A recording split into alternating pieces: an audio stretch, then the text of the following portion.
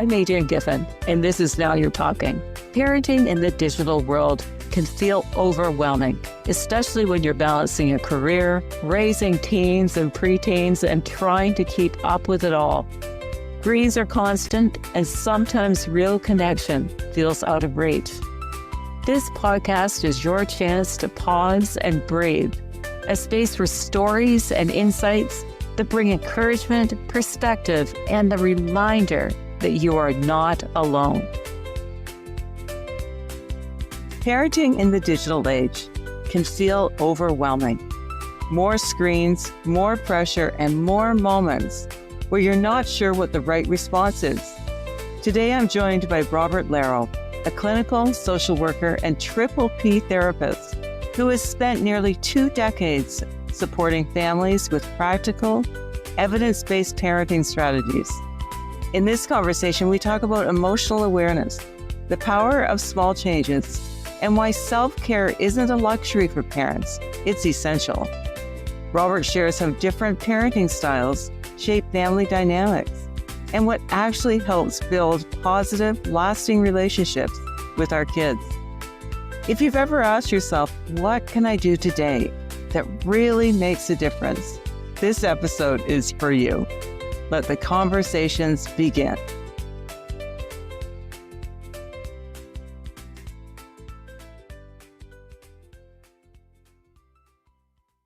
Rob, welcome.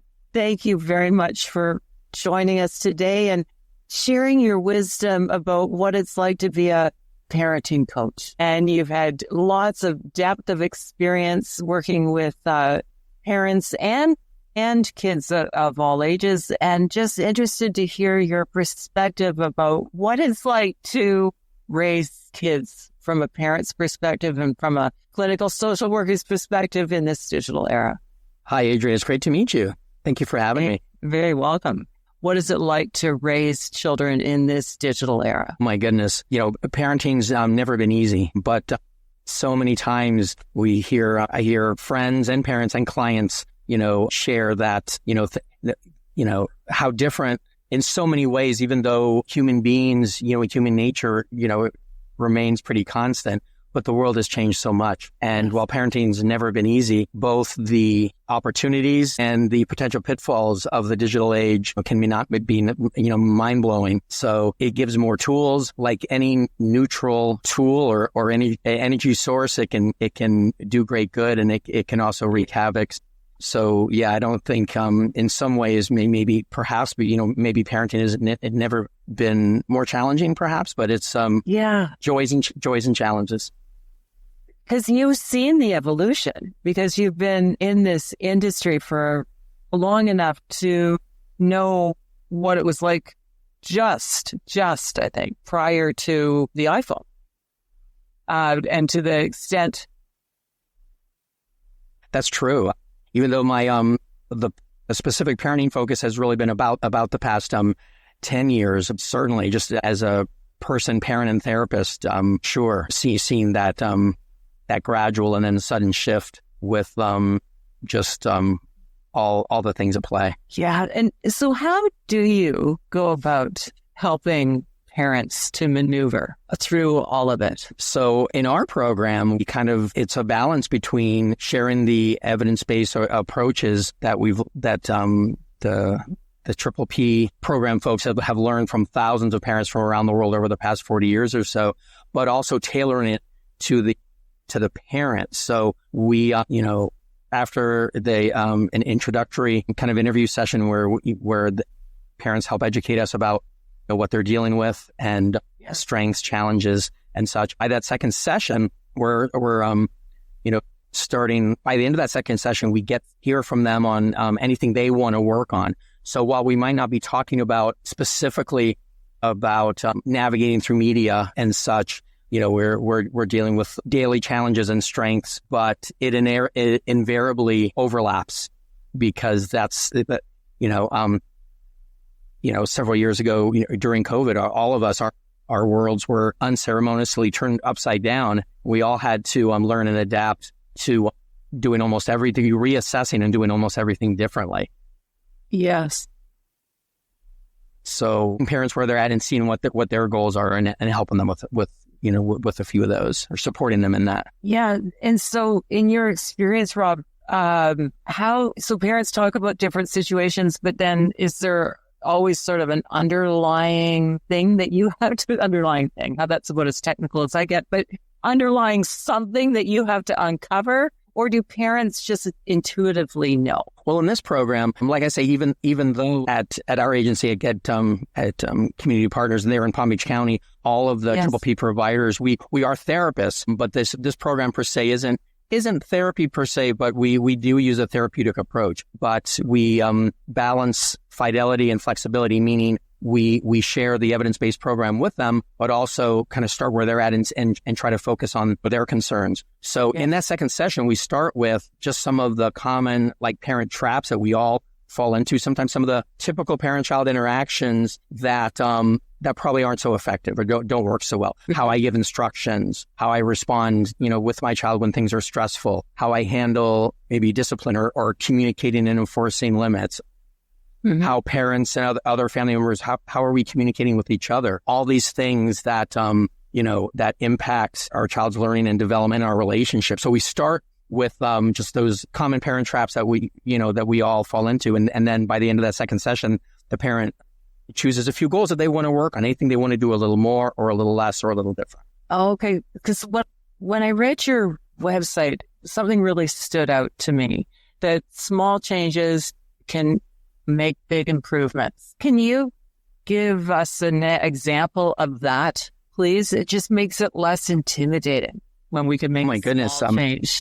Certainly. So for instance, like so let's say the two really common goals that I know for me, if I'd had a chance to do this program as a parent, years ago and my child was younger. Yes.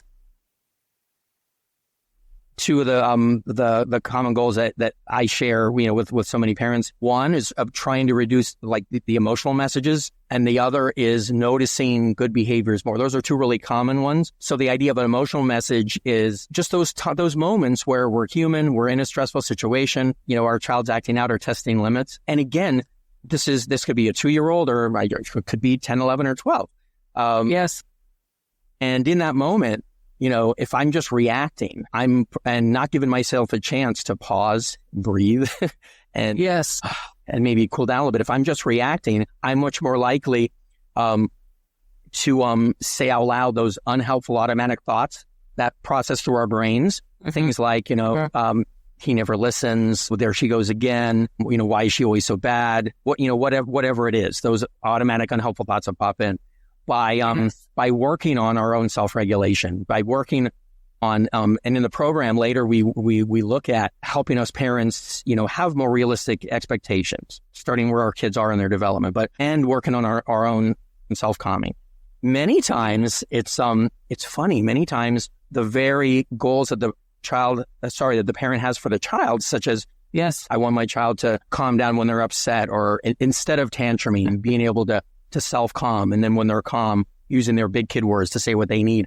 Well, often the parent, I'm working on the same thing as an adult level. I'm working on my own self-regulation of being able to stop, being able to breathe, being able to de-escalate enough. Now, once I'm a little calmer and a little clearer, I can focus on communicating the limit that I need, that I want to get across, but in a more calm way. Parents will often express it as, okay, what do I want to do different?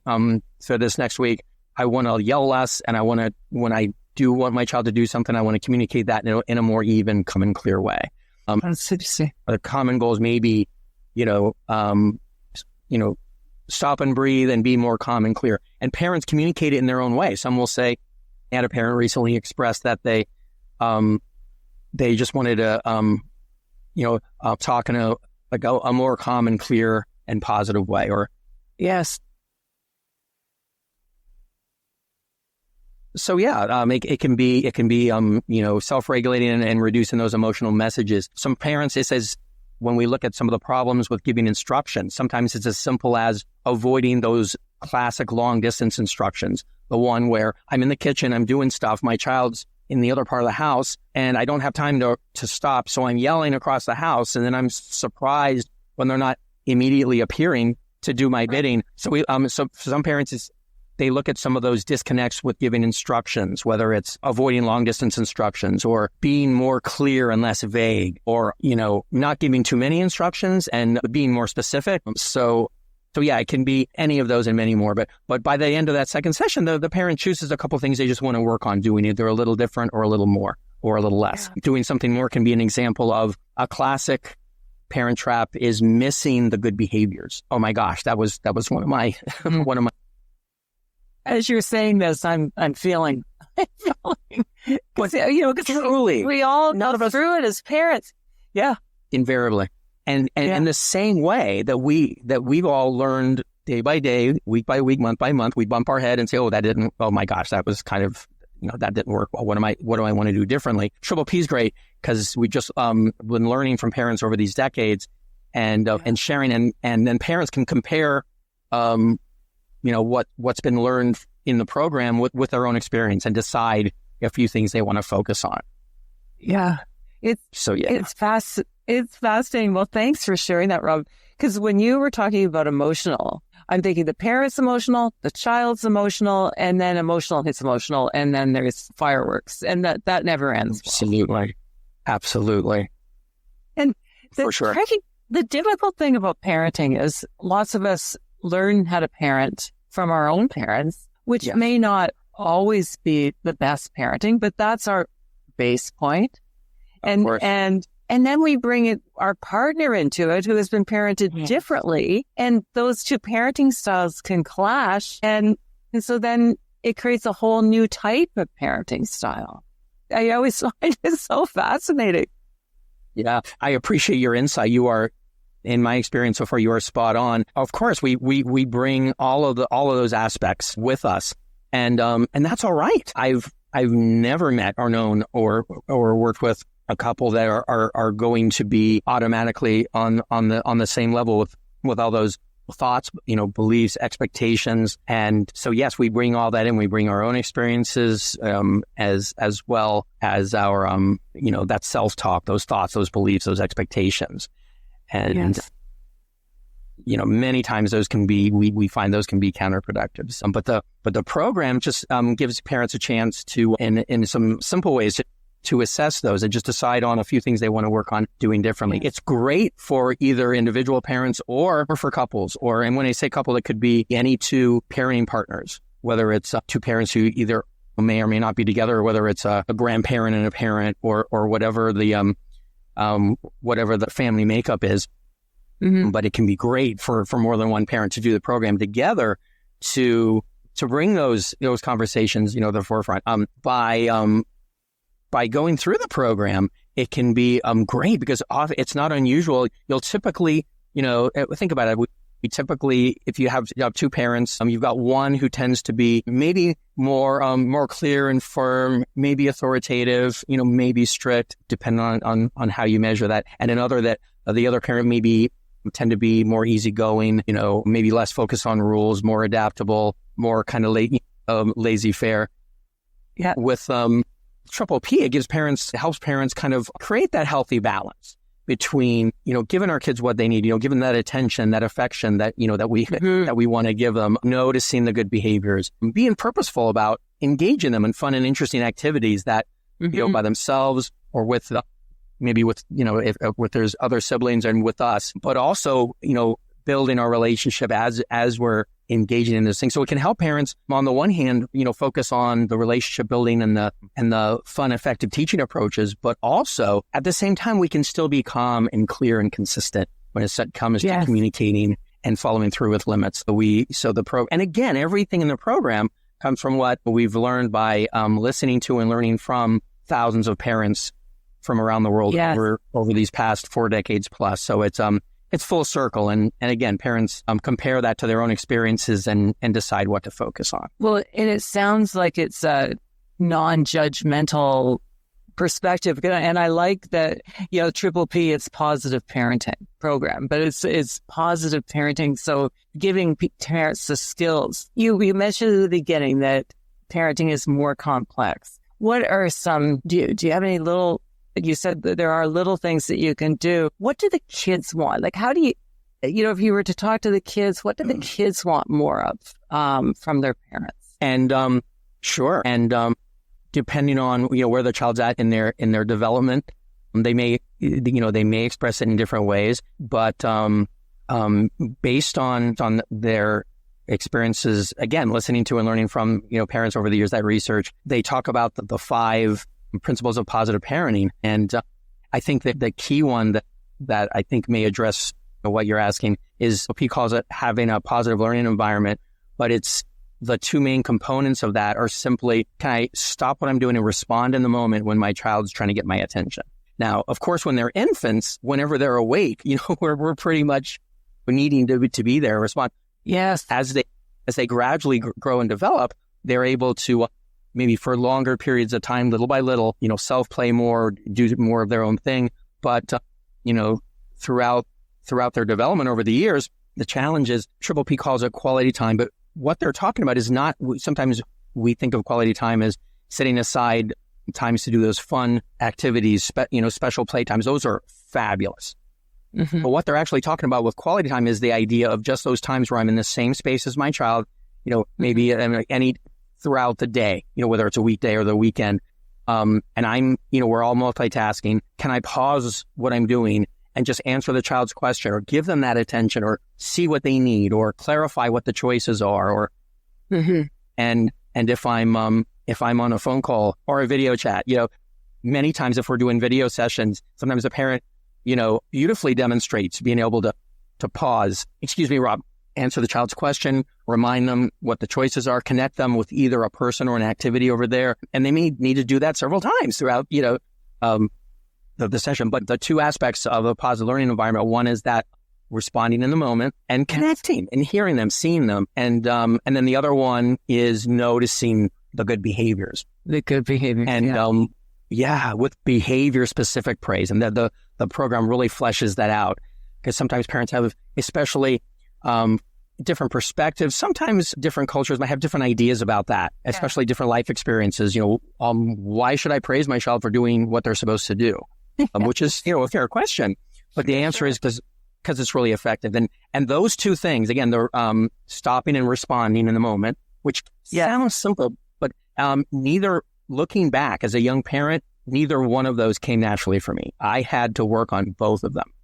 Yeah. Thank goodness my wife has been a career early education preschool teacher. And yes, at least I was smart enough to listen to her. And I can remember times where our toddler daughter, I'd come home, I'd greeted her and I thought I'm doing great, And I'm over here maybe on my laptop doing some work. She's over to the daughter's to the side, playing. And I'm thinking she's just, doing parallel play and she's fine. And my wife would have to quietly come, Rob, do you not see she's trying to get your attention? She's trying to play with you. I'm like, oh. So thankfully, so many times parents in the program are learning these through experience quicker than I did, which is great. But those 2 alone, as going back to your question about what do kids probably express that they want, if we can do those 2 things, if I can respond, and hear them, and connect with them and noticing the good behaviors. But those 2 are both unspeakably relationship building and also boost development, social, emotional, language skills, confidence, independence, just doing those 2 things. So those, that's kind of one of the core areas that we've learned from parents over the years. So couple of things. Can you share some examples of good behavior that could go across the board in terms of background? Sure. So the way Dr. Sanders and his team with this program started decades ago at University of Queensland in Australia, the way they've worded it over the years is, when you see a behavior that you like, there was something that you want your child to be doing, especially for parents that might have some reservations about the behavior-specific praise, it can be helpful to start with positive exceptions. For instance, something that a positive behavior your child does sometimes that you'd like them to do more. So for instance, maybe a common one is, cleaning up after cleanup time, whether they're 3 or whether they're 12, that can be an issue. If the parent identifies that as something they'd like the child to do more, and often we help the parent with ways to notice the child's behavior, to really tune in, such as behavior tracking, like notice what are we actually seeing instead of just doing what comes naturally, which is just our kind of our emotional responses over time. But by noticing the child's behavior up, when are they actually doing, maybe doing these behaviors? But going back to the behavior-specific praise, it's just saying when you see your child doing something that you like, can I think, what is she doing that I like? And how do I say that in a few words? Whether it's, so catching them doing good. This time the child did clean up and I didn't even have to ask them this time. Or you've got two siblings that, like any good card-carrying member of the brothers-sisters union, they squabble a lot, right? Right. But when I can, catch them, see that, oh my gosh, they've been playing this game for like 10 minutes and they're sharing and they're taking turns. And so I want to acknowledge that. Often the way a lot of our brains work, it may naturally come out as, oh, thank goodness, see that, you guys don't have to fight all the time. And it comes out, or thank you for finally cleaning up, or, thank you for finally playing quieter so I can do this meeting. Right. Instead of that, the challenge is to actually say out loud what they're doing well. So acknowledging, look at you guys, you're taking turns, you're sharing, that's fantastic. Thank you for putting that away. That makes things so much easier for me. Yes. So without that sort of backhanded sort of, well, great to do this, but but you didn't do it all the other times. Right. Well, and again, I think that falls into, because speaking from my experience, sometimes that falls into the category of those automatic, maybe unhelpful thoughts where we're just saying out loud what's popping in our head. It's like, oh my gosh, I didn't think you'd ever do that. Thank you for finally doing that. It's like, okay, it's okay. We learn as we go. It's like, okay, what are they doing well right now that I'd like them to do more of? Let me say that. So it does start with awareness, doesn't it? I mean, we need to be self-aware in order to make this happen. So help me, Rob, with this. When you talked about being on a call like this, so let's say I have one of my granddaughters or grandchildren come up and they interrupt. And as a boomer, I would say, okay, I'm on a call right now. Wait your turn. Are you saying now that to be a better parent than certainly I was, to interrupt our meeting I'm sorry. No, I help you with this because I'm that's a great question. So without saying a simple yes or no, one thing that helps is, first of all, to kind of structure for success. And I know it's not magical because sometimes you can let the child know, here's what's going on. Yeah. And you give them something to do while they're waiting. Maybe if there's another person that you connect them with, connecting them with a person or an activity, but sending kind of structuring and setting them up for success at a time, can help. But so it's a common goal, of, for helping our kids learn, of helping them learn how to, see that, the parent or grandparent is having a conversation and, you may be teaching them to say, excuse me, excuse me, Nana, or, so that's something you may, you're working on with them over time, which is fantastic. But the parent decides what that's going to look like. It doesn't necessarily mean that we're not suggesting the parents cancel the meetings. Sometimes, you're in the middle of something and you need to do that. But at least if you can at least take a few seconds to acknowledge and to remind them what the choices are, or to reconnect them with that activity or that person. One of the video examples is that we share sometimes is a mom on the playground with her child, and she's there to play with them, but she gets a call that she has to take. So instead of doing the thing that comes naturally that we've all done, we trigger that pursuit retreat cycle where I'm just saying, oh, later, and I'm walking away and the child's chasing me, like in circles around the playground. Instead of doing that, this mom does a beautiful job. She just pauses the phone call just to take a few seconds to let the child know what's going on, or that she's on the call. And then she does connect him with either a person or an activity over there. Maybe she waves, and then she goes to the side, finishes the call, and then puts the phone away when she can and reconnect. So in your example, of course, parents are going to adapt to the reality of the situation. So you can do a lot to set up for success ahead of time, but and there are unique exceptions, that come up. Mm-hmm. But both setting up for success ahead of time and then being able to, and sometimes the responding might be reminding them, what they're supposed to be doing, or reminding them of what, and then, what they'll be able to do after we're done. But at least taking those few seconds to connect and to answer or to clarify, what the choices are, and to, or sometimes to redirect. But because when we look at accidentally rewarding negative behaviors, in the first, in that one of the early parts of the program, we talked about, the parent traps.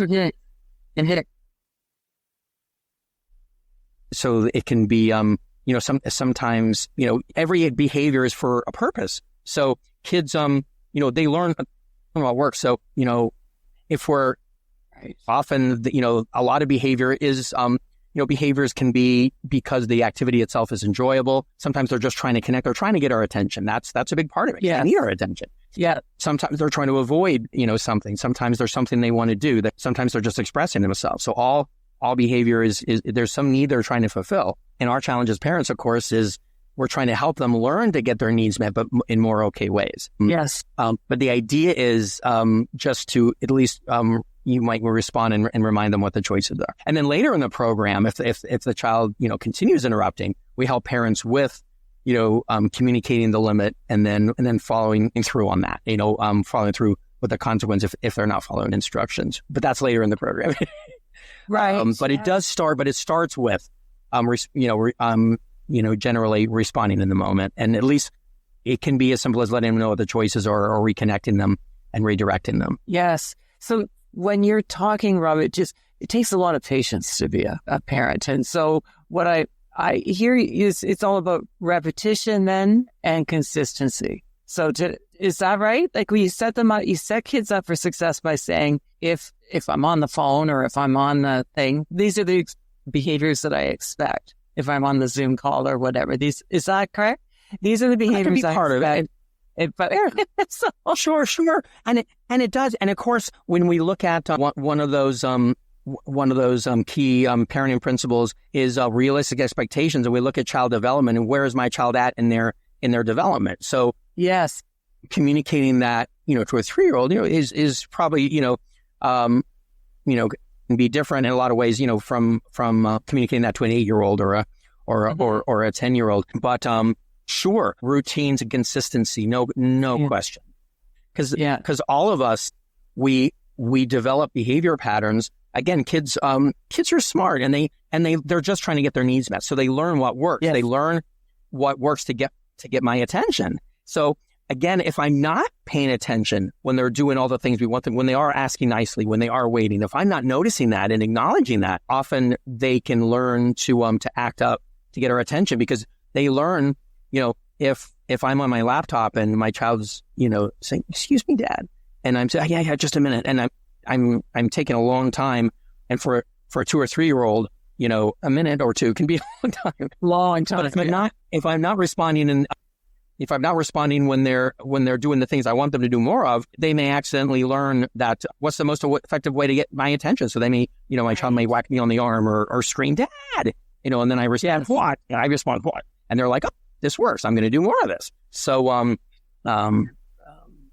that makes a lot of sense. Absolutely. Yes. It sounds so simple in the moment because we're bringing our emotion. We're pulled in many directions. It's not. It's not simple at all, but it is being aware before those moments happen. Right. Yeah. Absolutely. So knowing what and I'm saying from a parenting perspective, from a professional perspective, looking back and all that you've seen, what would you do the same and encouraging other parents? Did you mean as a parent myself or both as a supporter of parents? It could be whatever. I always like to know, what pops into your head first, because that's really probably the most relevant. You as a parent, but you also because you coach parents. I'm sure you've seen it all. So knowing from your perspective, personally, professionally, what are some things or one or two things that you would do the same, and what would you do different? It's funny because in Triple P, we in the later sessions, we check in with the parent once they've got a few goals or things they're working on, and we do ask them first, what are they doing that's working? What are they doing that's effective? What are they doing better? For instance, the parent that's wanting to practice pausing and breathing and cooling down first, so that they can, instead of just reacting emotionally, they can communicate the limit in a more even and calm and clear way, we find out some positive exceptions for that. What are a few times that you did better this week, and then we go to the what's maybe something that wasn't working or something that you'd like to do different. So we always want to start with the positives. But truth be told, at this moment, it's easier for me to go to the what do I want to do different. And I think for one thing, I do wish I'd had a chance to do a positive parenting program like Triple P. I wish I had taken the time to do that when our daughter was a little younger, because it just would have shortened my learning curve in so many ways. I mean, it's all right because we do learn and grow day by day and yes, week and month and year. But as simple as that, I wish I'd plugged into that, that ocean of human and parent experience to start the work sooner. And then implementing a few of those things. Again, the two biggest ones for me that I had to work on was that self-regulating was over to, working on knowing my triggers, developing, increasing my coping and self-calming skills, learning, what it feels like in my body when I can feel myself, escalating and finding those things that help me stop and breathe or step away, or catching those automatic unhelpful thoughts and focusing on what just meeting the child in the moment and helping them do the right thing. But it all starts with staying calm. So I wish I'd started it sooner, but, and I think one of the things that I like was that, before coming to Triple P, I was able to learn a lot, both with my early work when I first moved from laboratory medicine in the early 90s to an entry-level position working with folks living with HIV and AIDS. I learned so much with that, and I'm glad I was able to spend time learning in that environment, in that community, and then later becoming a child and family health therapist and doing that work, and then doing some, having some other roles, and then eventually coming to the Triple P positive parent and being able to kind of start where it counts, yes. Get in there with the parents and support and encourage them. Well, yeah. As we're talking, I'm thinking parents need such positive reinforcement, just like the kids. Often, especially in this digital world, we feel disconnected and like we're on this island by ourselves, but really we're all just trying to figure it out. But we need support because it's not easy. Absolutely, yeah. Absolutely. And and one of those one of the 5 principles of positive parenting that I think is probably the most important is taking care of yourself as a parent, or self-care. And that includes not just certainly the self-nurturing and the self-pampering sometimes, but, connecting with our supports, whether it's connecting with whatever community we have, or, some parents, especially probably in the past 5 or 10 years, so many parents maybe have moved or had major changes in the family and may find themselves largely alone, and sometimes have to, become creative and purposeful about, maybe slowly, cautiously, purposefully expanding their supports, But yeah, and I agree. Connection is key, and being able to communicate with one another is so essential for our own growth as parents. May I ask you a couple of questions off of my board game, Now You're Talking, Rob? That'd be great. Is all about connection and getting people talking again, and of all generations and friends and as well. You don't need to be a parent to play this, but when you put generations together, it's very magical. What message have you received, Rob, from a stranger that had an impact on you? Wow, that's a tough one. But what message have I received from a stranger? That had an impact on me. These are, I always think, as you're thinking, there are, we run into strangers all the time. Sure. And when we're open to hearing messages, usually they're all around us. And sure. But I remember back in my more active jogging days, I remember jogging through a local park, and an older gentleman, as we passed, very kindly but firmly emphasized that he said, "Take care of your knees." Charge. That was the word I was looking for. He charged me. Take care of your knees, and I said, "Thank you for that." And he was right. So yeah. So I shifted from the asphalt to the grass, but that's the first one that pops in. Well, listen, that's interesting. It's amazing to me how we do carry these stranger comments, and whether they're from teachers or from just sort of chance comments that parents make to kids, that we carry them and they become part of who we are. So I'll try to make this one a little bit easier. What would your younger self be most surprised about your life today? What would my younger self be most surprised about my life today? I think that instead of following my earlier thoughts or aspirations about maybe being a journalist or going into advertising, or perhaps that fantasy of a movie lover of being able to make a living, writing movie reviews, that I was actually happy and helpful at working with people and families, and that it was as helpful for me in my growth and development as a person. In the same way that with our kids, we're learning together. In the same way, this work has helped me continue to learn how to listen and to connect and to keep growing. So I think maybe he would look and go, seriously? Social worker? Huh? Well, he seems happy. Okay. So I wanted to ask you, so this is a perfect segue. You talked about working in the 90s in HIV and AIDS and with people with HIV and AIDS. How did that, what was the turning point, and how did that contribute to your career path? To what brought you to where you are today? And was that, in fact, a stepping stone? I'm always interested to connect the dots from a career perspective.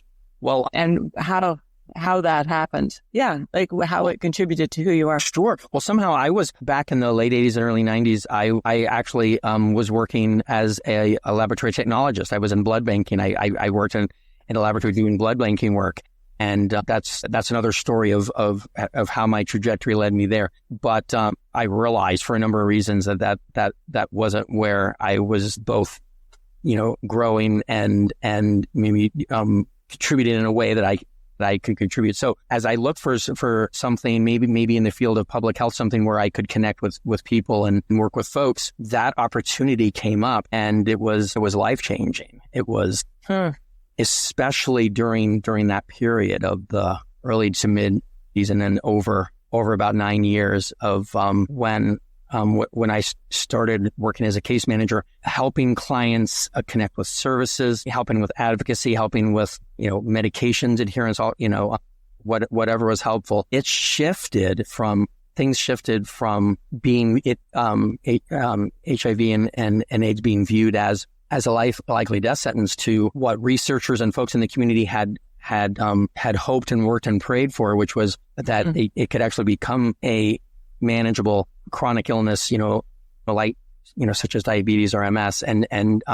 But at the time, working with clients, that you're, developing working relationships with, and periodically losing them and learning a lot about life and loss and adapting and, broken people connecting and lifting each other up and helping each other grow. But it's just a beautiful thing to see how what's all evolved and how have shifted. So it's, in such an encouraging way. That's what you're doing with parents. You're lifting them up and you're connecting and helping them to feel better about themselves. What are some words of wisdom, Rob, that you can share to help parents navigate this complex world that we're in? Sure. When I was thinking about this, the thing that I keep coming back to, that parents and families keep reteaching me, is that what we know of as the Serenity Prayer. And I know I tend to try to avoid, concepts that are thought of as cliches, but this is so real and practical and powerful. And, of course, from our friends in the recovery community, but it can be applied in so many different ways, regardless of one's spiritual beliefs. But that when I see parents focusing on, dealing with just, intense stressors, changes, challenges, and getting the help to navigate those, focusing on, what can they do today? What can they do today? And taking it one step at a time. Yeah. During COVID, I felt like I was learning a lot about that valuable concept of next best things. I can't do this, but what can I do? The classic person who during COVID, somebody that had a routine of going to the gym, 3 or 4 times a day, and suddenly the gyms are all closed. And we saw parents being creative and purposeful, like, what can we do? So, maybe, taking the child and the dog for a walk at the same time, or a family, once finding a park that was open and maybe going to the park together. And while one parent plays with the kids on the playground, the other parent is on the fitness trail, and then they tag team, whatever it is, but being creative and purposeful about, taking care of themselves and each other, doing next best things, but, starting with what they can actually do. And not trying to do it all at once. Yes, and cut themselves some slack. It's not easy being a parent, and I find that we can be really tough on ourselves. Absolutely, yes. So, your insights are powerful and right on target. I think absolutely that's the nature of it, and that's why the self-care and the supports are so important. Yes. But realizing another nice thing about the program is that we help parents see the a lot of the things that they're doing that are working, that are effective, and just give them a chance to tweak 1 or 2 things that can help shift the communication. Yeah. So not only do we focus on the negative things, we focus on the positive, like your program says, and sometimes it's difficult to see the positive over the challenges that we endure. Of course, because the challenges, or maybe the obnoxious behavior or whatever it is, it's louder and it impacts us more emotionally. It reminds me of in our driving habits. So how often we notice the times that we get caught by the light, or the times that we get caught in the traffic, and sometimes we skip over the times when we have an easy drive, and we miss that. It's not a perfect example, because in that case, that's something that we don't have control over. But the idea is with ourselves, you've got to notice, start with, what are we doing that's working, and acknowledging that. And then once we do choose a goal, acknowledging progress towards that, both, in our child's behavior and in our own behavior. Because how do we move forward unless we're acknowledging, that we're making progress here? This is measurable progress. I'm noticing the good behaviors more, or I praise them more often than I used to, or in those 5 instances, normally I would have blown my top, every time. This time I kept calm, through 3 of them, and one of them I caught myself midstream, and then the other one I had to apologize and reconnect, and we started over. But it starts with noticing what we're doing well and doing more of it. Yes. And then just day by day. Yeah, day by day. Well, Rob, thank you very much for sharing your wisdom today. I really appreciate it. And I know it will impact other parents and just give them a chance to reflect and grow. Thank you for having me. It's been a pleasure. My pleasure.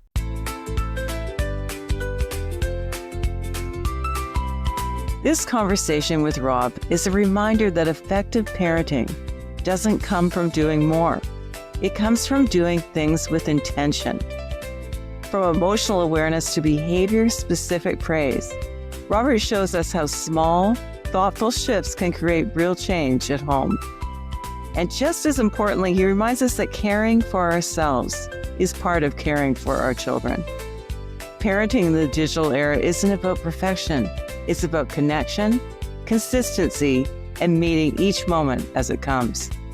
If this episode resonated with you, share it with another parent who could use the reminder that they're not alone. And be sure to subscribe so you don't miss future conversations.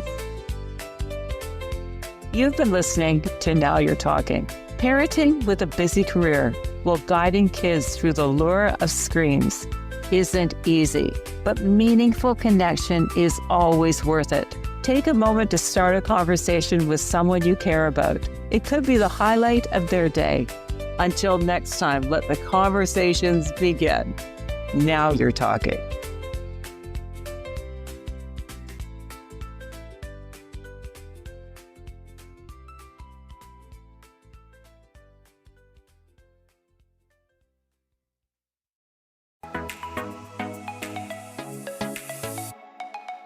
I'm Michelle Abraham, and we are honored to have Adrienne Giffen's Now You're Talking podcast on our High Vibe Podcast Network. For more high vibe shows like hers, head on over to highvibepodcastnetwork.com and grab your free gift from our gift vault from all of our hosts.